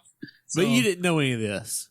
No, I found out this at the end of the day. So, oh man. So you get back on track, and then you get to the official 150K mark, which you're at like 165 at this point. correct. Which now then you have a mountain to climb for the next 100K. Yeah. Like literally a mountain for 100K. This is a steady incline for 100 kilometers. Like, I can't stress that enough. Like, this map is like just a solid going up for a long ass time. Yes. How are you mentally going to attack this hill or deal with this hill? Because this is a long way to go. My mental focus was to carry on. That incident was behind me. Okay, you're not going to dwell on it. You're not going to think about it anymore. Just do what you got to do. This is what your task is. And climbing the hill was okay. I know there's going to be some flatter sections during it, but the climb is fine. Let's go do this. The legs were fine. I still felt strong. And that was due to my nutrition. John was on point with that. Okay. So you get up, you're working your way up this hill. How are you feeling emotionally? Are you thinking of your mom and dad a lot? Are you thinking of your family a lot? What's the train of thought for you there? My focus was, let's do this. I was talking to my parents. I was talking out loud, just talking and saying, I'm doing well, Mom and Dad. I asked for this. I want to do this. I'm going to do this. I'm going to see this to the end. And it wasn't going to stop me. I was wondering if Trish and our girls knew what was going on at this point. They knew how long of a day I would have, but I had no clue how long the day would last. Right. So, the rest of this bike ride, I know we're getting short on time here, and there's still so much to cover. What's the rest of this bike ride like? It was tough. The bike, I heard we had sustained headwinds for 160 kilometers. It gusted up to 50-kilometer-hour winds. I heard 160 is one number I heard. Then I heard another of 175 kilometers. And the locals were saying, that's unbelievable. It's not something that ever happens here, but it did happen. And everybody felt it. Sections where I would normally ride 45, 50 kilometers an hour, I was riding at 20 kilometers an hour. Okay. Man, so you know your nutrition for the rest of the day. Everything is going good for you as far as that goes? Yeah, nutrition was good. In fact, I found out after this day that my last 60 kilometers of this ride was the second fastest on the day. So it was, I had to get John told me, Tim, you got your time crunch. You got to do this. So I put the hammer down and I said, okay, let's do this and get going. And a few times, they would be on a downhill section and they would see me they'd be on the shoulder and they'd ask if I need anything on the next stop. I said, no, I'm good. And then, in fact, I was feeling so good that I going by them, I yelled, "What up, bitches?" and carried on. That's pretty awesome. So, you get done with day 2, this long freaking bike ride of 7,800 elevation gain and 276 kilometers. How are you feeling? At the end of it, it was relief. I set out and did accomplish my goal of finishing the day in spite of what happened. There's a picture of me sitting on the steps of a rec hall or the arena, and having my face in my hands, having a good cry of relief, exhaustion on the day. But I knew that I still had gas in the tank. This ain't the end of me. I knew I still had to run. Right. So whenever you get done with day 2, what are you eating, preparing for this double marathon you have to do?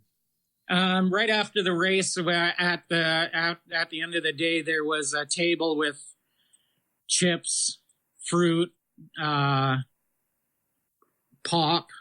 So I had some pop there. That was my first pop. I quit drinking pop about a year before, and one of the volunteers, Jessica, asked if I wanted a pop. And ooh, that's a Coke.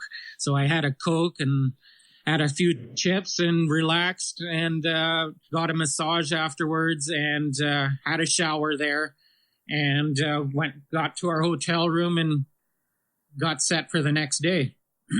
Okay.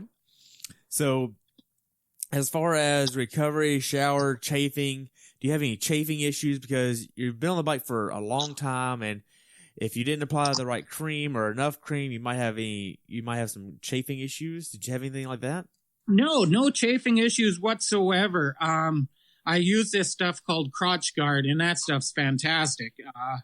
The lady, Tracy Sullivan, she contacted me a long time ago, and she approached me and she asked me if I wanted to try it. And I hadn't heard of it, didn't know of it. I had heard of other companies that were like creams and spreads and all that, but this was a spray-on biodegradable oil that you spray on, and it works fantastic. And that worked for me. Okay. So, with day 2 ending, preparing for day 3, did you sleep good? Again, it was a short sleep. For whatever reason, I didn't feel tired. Got about 5.5 hours sleep. I slept good, though. That was a good 5.5 hours. And then it was just in the morning, eyes open up, and okay, let's go. Time to get ready for a run. Okay. So you get up on day 3, the last day of Ultraman here. What was your mindset? Like, you're like, okay, 2 days down, 1 to go. All I have to do is run. Yes, that's all it was. It was to that point I reflected on what I had accomplished so far. I was 13th out of the water. I passed 6 people on the bike. I had the 3rd fastest bike split on the first day, and I started seeing light at the end of the tunnel. I'm going to do this. All along, I said I was going to do this, but this is where it started sinking in. I just have to run now. And going to the start of the run, it was cool. The temperature was cool, and it was, let's go have some more fun. And it was fun. Looking up to that point, I really enjoyed myself. It wasn't, oh my God, what did I get myself into? Why did I do this? It was, okay, I'm so happy. I'm here. I'm smiling. Okay.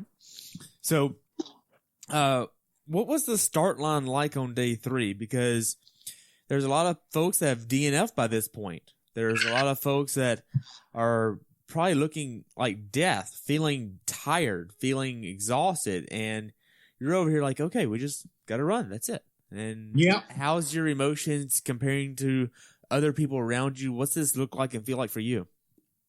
It was, I felt upbeat. I felt as though I had lots of energy. Yes, there were a few people that weren't looking so excited. The rules were that if you didn't finish by the cutoff time, you could continue on racing, but you wouldn't be recognized as a finisher. And there was a few of them at that point that wanted to do the run, and they were more than welcome too. So it was just getting myself together, get my shoes tied properly, go to the bathroom in a ditch, and get ready to start the run. Okay. Each day I was doing a live video recap of how things had gone to that point. And about 10 minutes before the start of this run, I was doing a live video of how things are, where I'm at, what I'm looking at, how far I got to go today. And I got a few people to identify themselves. And that was that. I didn't look at the run as, oh my God, I got so far to run. It was just, okay, I'm going for a run now. Okay. So, the run starts, you have 52.4 miles to go, or 2 marathons here of 84 kilometers, I think it is. A little over 84 K. What is your plan for this? You have to have some kind of plan or strategy behind this of, hey, I'm going to fuel like this, I'm going to pace like this. What's this like? My strategy before the run was to run 10 to 11 kilometers an hour, which is about 5.5 to 6 minute kilometers. And run 10 to 11 kilometers an hour, 5.5 to 6 kilometers,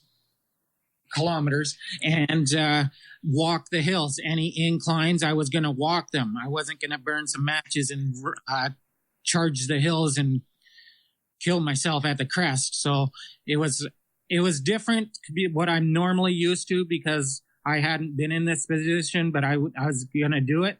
I've tried it in training runs and it's made a difference. So that's what I was going to do, to walk the inclines, keep my half marathon times, keep it around 2 hours. So that was the initial goal. Do the half marathon, and then 50K, and then go from there with see how I feel there. Okay. So with this, you're running roughly 12-minute miles thereabout. Yeah. But you're creeping that down to roughly 9-minute miles. Just for perspective here, 2 hour half marathon is roughly 9-ish. I think it's like 8:50 something 9. After you get to the 20-mile mark, there's a lot of people out there that believe that once you hit 20 miles of a marathon, that's whenever you hit the wall. But with ultra distance running, it's a little bit different. There's walk breaks incorporated in this. There's eating. There's nutrition. It's more focused on all that type of stuff. What are some tactics that you use to propel you forward for this long of a distance effectively? Keeping my nutrition on point, keeping my pace. I was constantly looking at my watch, keeping my pace down. In the beginning, I was saying a whole bunch of quotes out loud for myself to hear them. I wasn't talking in my head. I was talking out loud as though I was talking with my parents. Be patient or become one. Muhammad Ali's I murdered a rock, injured a stone, hospitalized a brick. I'm so mean I make medicine sick. Things like that I was doing to talk to myself, keeping myself calm, keeping it in perspective, what I was doing, keeping my pace down. Slow down. You're going too fast. Oh, you did that kilometer in 5 minutes. Slow down. You're going to pay for it in the end. And I knew that it was going to get tough. It was just a matter of trying to delay when that was going to happen. Right. So what are you seeing here? What are you seeing as far as visually on this run course? Because this is a point-to-point run. You're going from one seat to another. Yeah. What are you seeing as far as what's around you? Running, it started out on a 2-lane road. out in the country. You look both sides of the road. You see tall grass. It's wheat grass. It's browning, light browning color. There's the odd vehicle goes by, motorbikes, country motorbikes go by. And then eventually you get onto a dirt road, gravel road, and you're one side, you're looking down a cliff, look up to the left, you're looking up a cliff. You see lakes, you see ponds, you see animals. And you constantly see other crew member vehicles coming up, passing you, asking you if you need anything. Yes, this is a race, but you're racing others, but you're also a brotherhood. Everybody looks out for each other. Racers ask how you doing. You feeling all right? You're running alongside them. Other crew teams are asking, are you okay? Do you need anything? So if you're needing something, help wasn't too far away. Right. And that's the one thing that we haven't touched on yet is just because you're racing doesn't mean you're necessarily against them. You're all racing towards the same thing. Correct. It was, that's what they talked about pre-race. They talked about 3 different words in Hawaiian: aloha, kukua, and ohana. Ohana is family. You're part of the family, the Ultraman family now. And that really struck a chord. I really felt I was part of this. I felt I belonged. I felt like these are my people. They didn't, when you got introduced to the race, the volunteers there, they didn't shake your hand or give you I call it a bullshit hug, where you... The sideways hug? Yeah. Oh my God, I hate that shit. Yes. And it was a real genuine hug, like a lifelong happy, how you doing? Nice to meet you. I haven't seen you in a while hug, it's a real hug. So, and that's what resonated with me, that I belong there. And, it went throughout the day, or throughout the weekend with racing, that the volunteers were always there. They're full of energy. They're happy, cheering you on. They gave you run splits. They had signs of joking posters. So it was a good day. They kept you happy. Wow. So whenever you think of the run course, where did the wheels fall off?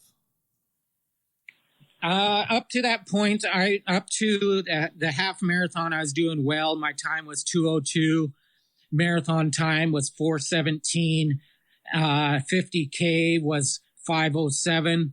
So I was still on pace, still in the neighborhood I wanted to be in. The first wheel went flat at about 55 kilometers.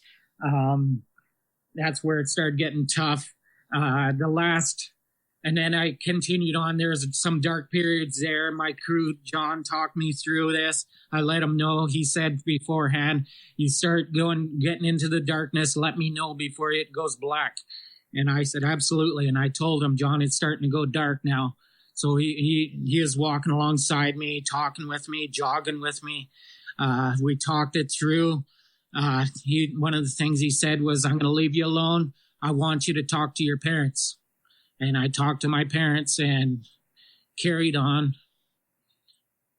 The last 12 kilometers was a bugger.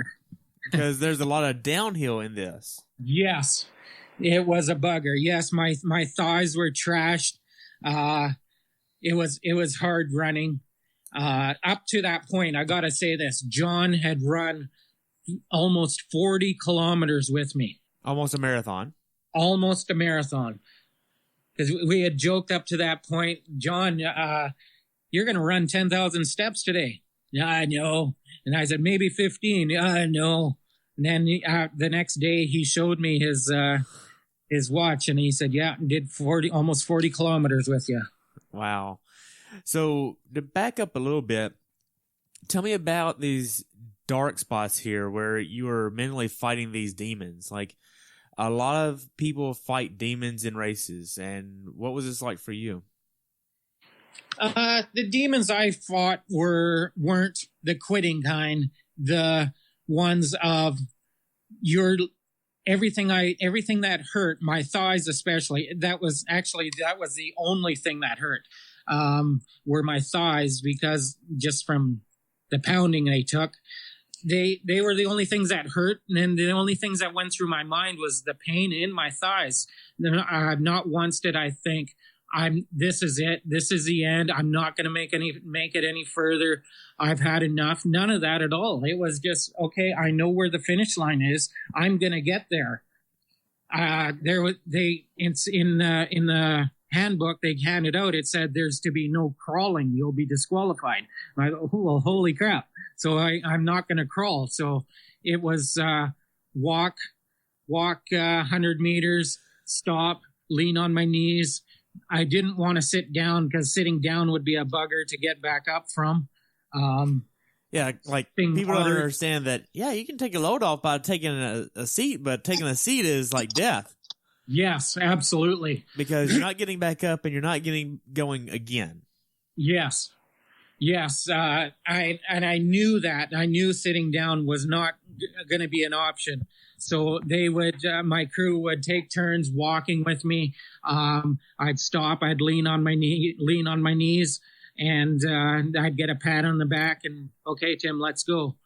Like my crew was fantastic. There was no ill words spoken either way from me or from them.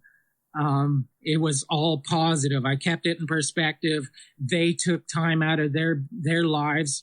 They spent time with me all weekend. They were at my beck and call. They did it positively. Not once did they feel negative, say, why am I here? I don't want to be here. They were positive the whole time. So when I was leaning on my knees, having a good cry, oh man, this sucks. Let's go. I want this over. They give me a few seconds, pat me on the back. Okay, let's go. Man. So you get done with the first, say, 80K of the bike, the run here. You have 4K left, but all of this is pretty much downhill if I'm looking at the map right. Yeah. How are you feeling at this point? Because at the 80K mark, if I'm looking at it right, that starts a massive descent down into, I think it's called Summerland. Yep. So, I mean, you're starting to really get into the city. You can see the city off in the distance more than likely because you're up high. Yeah. What was this like? You could see the city, but you didn't know where the finish was. I didn't know where the finish was. I knew that it was 4 kilometers away, and I knew how far 4 kilometers was. It was just a matter of chipping away at the distance. Going down the hills was a bugger. My left second toe was taking a beating. I knew I had a blister because it was hitting the front of my shoe. And okay, let's keep her going. I know it's there. I'll deal with any issues afterwards. And it was carry on. And then I was I was sitting third in the run for a long time. And then Kat Zeiler passed me. We were leapfrogging each other for a while. And then another runner passed me late in the run, about 75 clicks into the run. Nobody was going to pass me. I wasn't going to let anybody else pass me because that was it. And at about 2 kilometers left, I saw another crew vehicle pass me. And I thought, shit, somebody's coming up on me.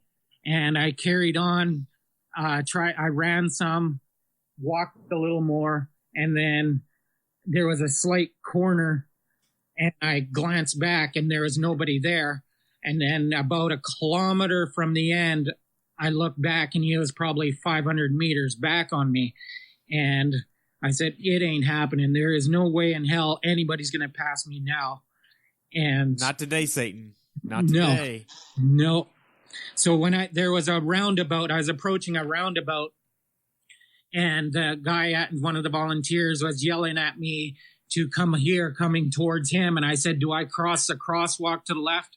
and then go left. He says, no, you got to go around the roundabout. I said, like a vehicle? He says, no, just around this planter box. So I went around the planter box, and then there's a lady there said around over the bridge to the right, and then to the right again. And I said, okay, so that was probably half a kilometer left. And it was a matter of just finishing it up. Okay. And then got onto the grass field there. I could hear Steve King's voice saying, here comes Tim Wilkinson. But they got a heads up at about 4 kilometers. They have a sign that says the Ultraman to the left, and then it says please call, and they give you a phone number, which is to somebody at the finish line, giving them a heads up that Tim's coming. Right. So what was this finish line experience like? Because if I know this right, most Ultraman, they allow the crew to finish with you. Yes. Late in the run that John was with me, I said, come on, John, let's go. He said, no. I said, go ahead, go with Derek. And Derek was in the truck. And he said, no, go ahead, go.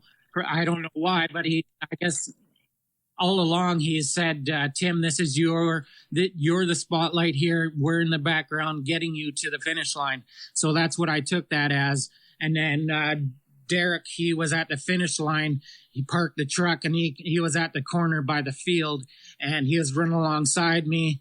And then I saw my wife off to the right. My kids were beyond the finish line playing, and Derek grabbed my hand. He was holding my left hand up, and we were running to the finish line and got to the end. That was the end of me. I had nothing left. I'm glad Derek was there to catch me, because I would have fallen over, and I just leaned into him and had my head in his shoulder, and I was just bawling my eyes out of exhaustion, pain, happiness. It was everything came out. That's awesome. Like, knowing how emotional this journey was for you, it was definitely worth the money, the time, the training spent into it.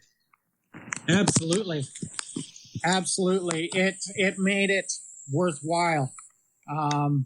It validated my efforts.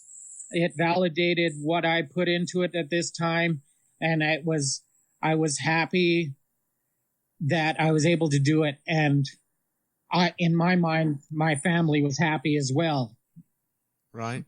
So after you finished, what'd you do next? Sat around for a bit. It was a chore sitting down, and then it was a chore getting up from a chair. They asked if I wanted a massage, and I did. And it wasn't much of a real massage, so to speak. It was just more of a rub. And I was all right with that.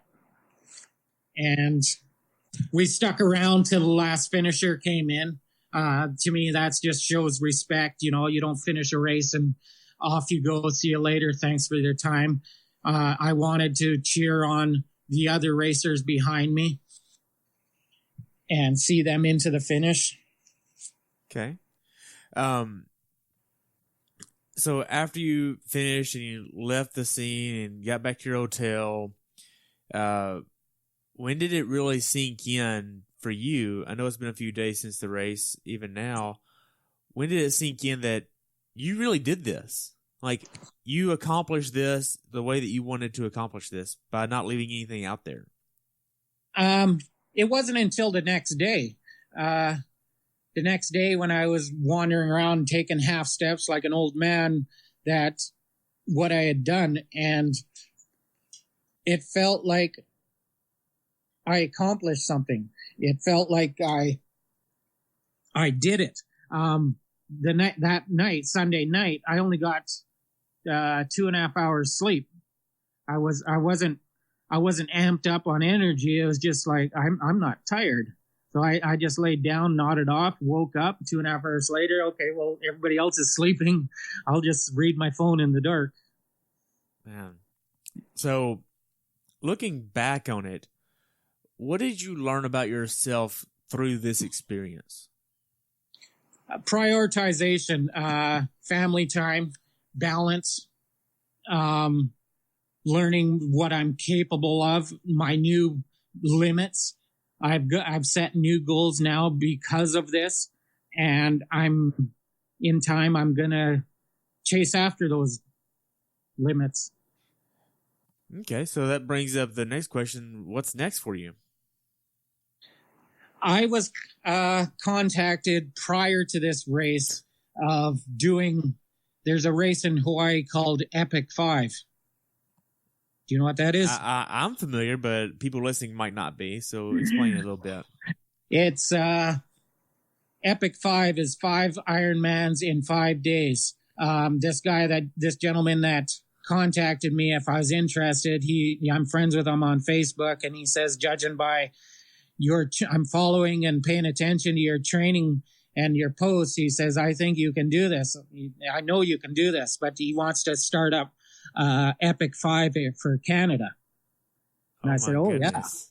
Yeah. So that's 5 Ironmans, 5 days. And is this swim, bike, run every day? Absolutely, yeah. So it's not like the Anvil where you do all the swimming, then all the biking, then all the running. It's no swim, bike, run, swim, bike, run, swim, bike, run, rinse, repeat every day. Correct. So each way you do that, it's different logistics. Like there's other things you have to plan for each and every day, because every day you get more and more tired. The increase of drowning increases every day.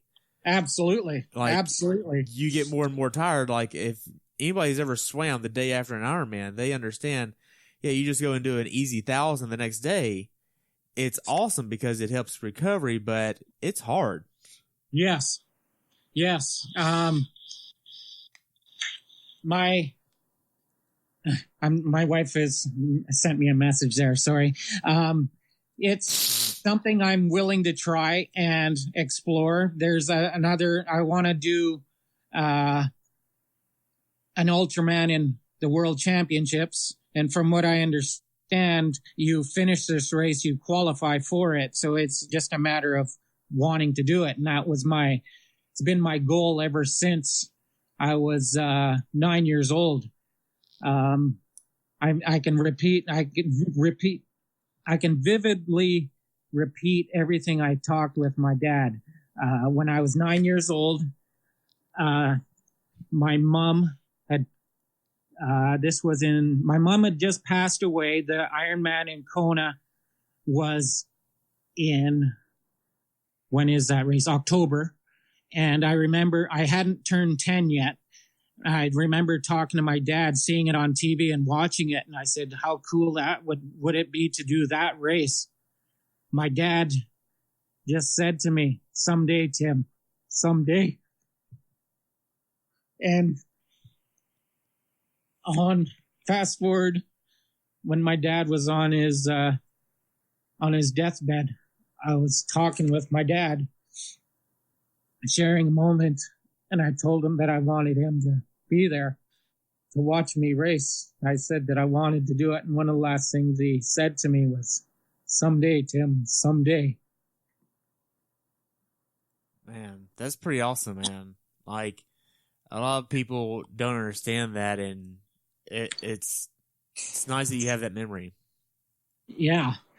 So it's always been a goal to do the Kona Ironman. But if I have to, this is going to sound funny, but if I got to do Ultraman to race in Kona, so be it. I'm willing to do that. Man. So, you get done with this race. You have other races on your bucket list. What's next for you right now? I know it's focusing on recovery, and you might have a race later this year, but it's really supporting your wife because she's doing a half marathon, right? That's correct. She's got a half marathon in October. So I'm supporting her. I'll go for runs with her, ride with her, be her Sherpa if she needs it. Returning the favor, that balance. Absolutely. I'm signed up for Ironman Canada in Penticton next year. And I might see how things go. I might do a 70.3 in Victoria. That race in Victoria I've done probably 16, 18 times now. And this year I didn't do it. I elected not to do it to focus on Ultraman. My fastest 70.3 is 5:06, and that was training for Ironman Canada in 2008. Wow. So you got some wheels. So they tell me. I don't, in my mind, I don't feel fast, but I guess I felt fast that day. Yeah. But I've got a history of running. Like I mentioned earlier that I've done 50 miles on a treadmill, but I've done 24-hour races, 12-hour races, 50-mile runs, 56-kilometer runs. So running is my first love, but biking I really enjoy. I got into it and I really love it now. And swimming, it's grown on me. I enjoy it now. In the beginning, I was scared of swimming in a lake. There's one race where I swam. Each swim stroke, you come up with weeds in your hands. So it was just, oh my God. Man. So, looking forward to next year and all the years in the future, you know you want to do the Epic 5, but really, I mean, you're looking for a certain moment of racing to say, okay, I'm worthy enough, I'm good, I don't have to race anymore at this level, I can just sit back and have fun, do this for health, do this for fitness, versus actually doing this for an accomplishment feeling. When will you know that you're at that feeling? When I join my parents in heaven. So there isn't a point in time then. No, because when you just mentioned I've had enough racing at this level. I don't know how to half-ass it. I go into a race, I go into it to give my all. Our family's not made of lots of money, so when I go into a race, it's money that I've taken away from family things, and I want to make use of it. I don't want to waste it. I don't want to piss it away. So when it's race time, I want to prepare for it. I want to do my best. So when somebody mentions that, that's what I always say, that I don't know how to do it, but I am racing at a hard level, but I'm also having fun. That to me is my fun. Right. Man. So, do you have some pictures or some pictures that I can use for posting this episode up? Yeah, I do. I got lots of pictures. All right. Well, send them all and I'll put them on the website for this episode. So how can people follow you in your journey, man? They can follow me on Instagram, Sir Suffer King, KOS, or on Twitter at Sir Tim Wilkinson. And if you want my email, I can give you that too. Yeah, I'm good there. So I only have one more question for you. And that's, what's your definition of a perfect race? Where you go into it confident, you feel prepared, you feel like you've trained enough, you've done what's necessary, not what you could. To me, that's a difference. You do what's necessary, not what you can. Doing what you can in the race, coming out of the race, knowing you gave it your all, that you can look in the mirror, you can smile and say, I gave my best. I'm happy with it. I'm happy to report to anybody that asks me, how'd my day go? Okay. Have you had a perfect race yet? No. Man. Well, Tim, I've enjoyed this deep dive into Ultraman Canada. I really just want to say thank you so much for your time. I've enjoyed this. Thank you so much. And I look forward to following you in the future, man. Okay. Thank you. You're welcome. Thanks for tuning in today. I hope you were able to learn something from today's episode. If you enjoyed the show, please take a minute to leave a review on iTunes or share it with a friend. Be sure to subscribe so you never miss an episode. If you'd like to see pictures from this athlete's race, learn more about who I am, what I'm doing, or be on the show yourself to share your story, check out my website at CoachTerryWilson.com. Until next time, continue the pursuit.